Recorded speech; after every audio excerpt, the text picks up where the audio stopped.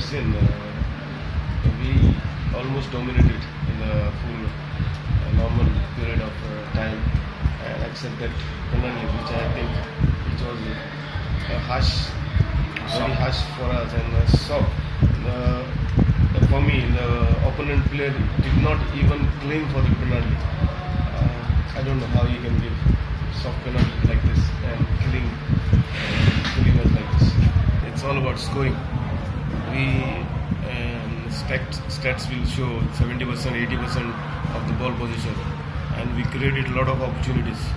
But ultimately, you have to score, and which we did not, and we were on the wrong side of the result. That this match was very important for us. Though we didn't get enough rest. All my players are a lot of fatigue. They're tired. They don't have enough rest. But being